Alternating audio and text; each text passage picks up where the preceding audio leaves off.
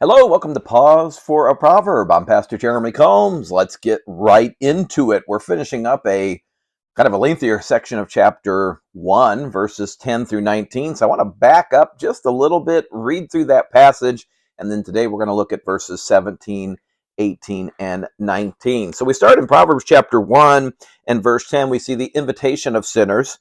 My son, if sinners entice thee, consent thou not. Then we see their initiation.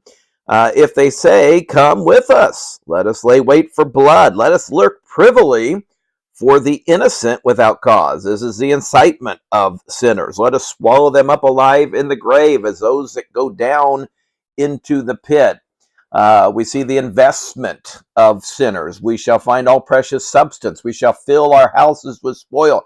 Cast in thy lot among us. Let us all have one purse. My son, here's the warning here, walk not thou in the way with them, refrain thy foot from their path. You could really say that's the instruction for sinners. Then you see the indifference, and this leads up to where we're at, for their feet run to evil, and they make haste to shed innocent blood. Now, we finish off with the last two kind of points of the sinner, and that is the indifference of the sinner. Look at this in verses 17 and 18. Surely in vain the net is spread in the sight of any bird, and they lay wait for their own blood, and they lurk privily for their own lives. Have you ever set a trap? Probably most of us, this would be a mouse trap. Mouse trap isn't too terribly expensive. In fact, even the bait you can find around your house, some cheese, one of my favorite go-tos would be the thing of peanut butter, and you just set it out, you put it where they have been running, and then you wait, and hopefully you get the old snap, and you've got them right where you want them. Well, Solomon here is referring to the sinner as laying a snare for a bird, and so I guess the sinner is really compared to just a dumb old bird. Okay, the trap is not expensive, it's not hard to set, and then even that old bird brain of a sinner can watch them put out the trap, and the bird walks right into it and is caught. This is similarly how sinners get trapped in their own way. They usually get caught up in their own sin. And as we look at this passage, we find that it's really foolish for us to sin. We know what the snares are. We know what the traps are. We've seen people that have not gotten away with it. But in our kind of bird brain mind, I don't mean to be too disrespectful, but that's kind of how we think. I'm going to be the exception. I'm going to get away with it, and then boom, we're caught.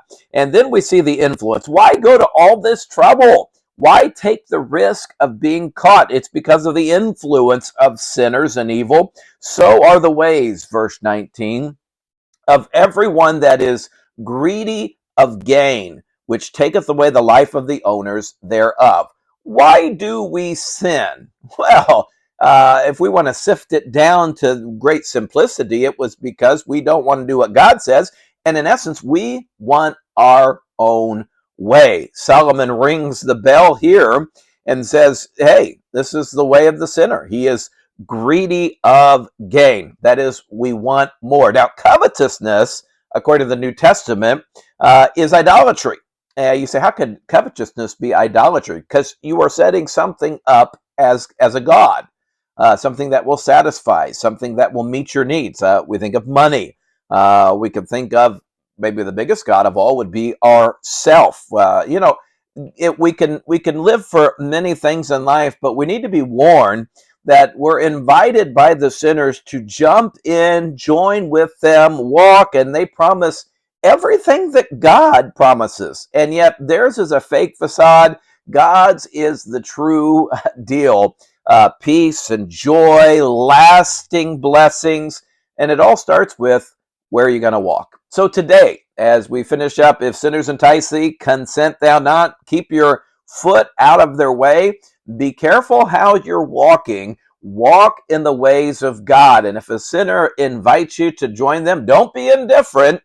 And don't be influenced by things that appear to be so good, but yet are only an illusion. Hey, thank you for joining us. We'll see you next time.